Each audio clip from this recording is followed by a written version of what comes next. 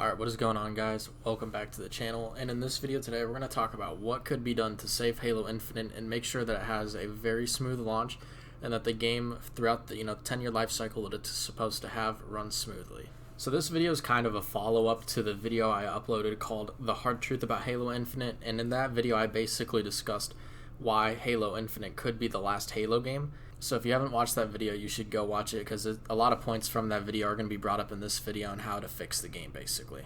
So let's go ahead and talk about the most recent kind of controversy, I guess we could say, and that is being the armor coding system that 343 announced for Halo Infinite. Now let me go ahead and start by saying I think the idea of armor coatings and how they look is actually really cool, and I think something like this for Halo Infinite is actually really good. What I'm however not a fan of is the fact that they took away the primary-secondary color choice. And along with removing primary and secondary color choice, their explanation of armor coatings was really not very good, and it left a lot of questions to be asked about how the system is going to work and how many coatings you're going to get when the game launches, or if you're going to have to buy them, how's that going to work. And overall it just left a lot more questions to be asked, and not a lot of good questions, may I say. Now, I think the best way for 343 to handle this whole situation is to really just open up and be very transparent about how the system is going to work in Halo Infinite. And along with that, I think show us this system, show us it in-game, and show us how it's going to work and how you can customize each one of your Spartans to have this specific look. The big problem with how 343 handled the coding system is they just did not explain it well enough. So I think the best way for them to handle this whole situation and fix it, and honestly bring a lot of reassurance to people who are excited about this new thing, is to show us how it works and be transparent about the entire thing and make it clear as mud for every single person.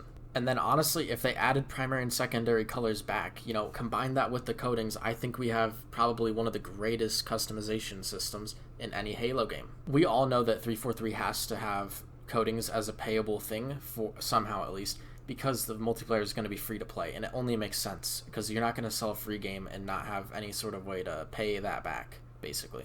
Personally, I think if 343 takes this route, it'll honestly improve the quality of their skins, and it'll overall make all the players happy, I think at least. That's just my opinion. Let me know in the comments. The next big thing that we should talk about is 343's lack of communication with us, the players, about Halo Infinite. Now, don't get me wrong, I definitely think Halo Infinite looks like a great game, and I think it's going to be probably one of my favorite games of all time, but I seriously think 343 Industries is shooting themselves in the foot by not talking about this game at all. One of the comments I did see is that 343 is worried about showing us anything just because of the amount of backlash that the community generally gives, and honestly, I do agree with that to an extent. However, I do think in order to please the players that are wanting that information and wanting to hear some news about the game are getting hurt by not having any information, even if, it upsets a very small fraction of the community. I feel like about 90% of the problems 343 is having with the community right now is just because they're not giving us anything. Coatings probably wouldn't have had such a big backlash if they would have just told us and been transparent about it. The graphics and all that stuff probably wouldn't have been as bad if they would have just given us something earlier, honestly. I think this comes down to the idea of show, don't tell, except for the fact that 343 isn't telling us anything really either. We want to see some new game modes that you guys are possibly working on. We want to see some of these maps. We want some screenshots from within the campaign. We want to see some of these great things you guys are working on and some of these great ideas you've been working on for the last 5 years. This is an invitation to you, 343. We do want to see those great ideas that you have. We just need to see them. We can't just be in the dark about all this and then have the game launch and then be confused why some things aren't the way we want it. I guess the point is, we aren't going to be happy if we don't have anything to be happy about, and if you aren't giving us anything, it's only going to lead us to speculate negatively. That's all I've got for this video, guys. If you did enjoy, make sure you do slap a like on this video. Leave your thoughts down in the comments section down below.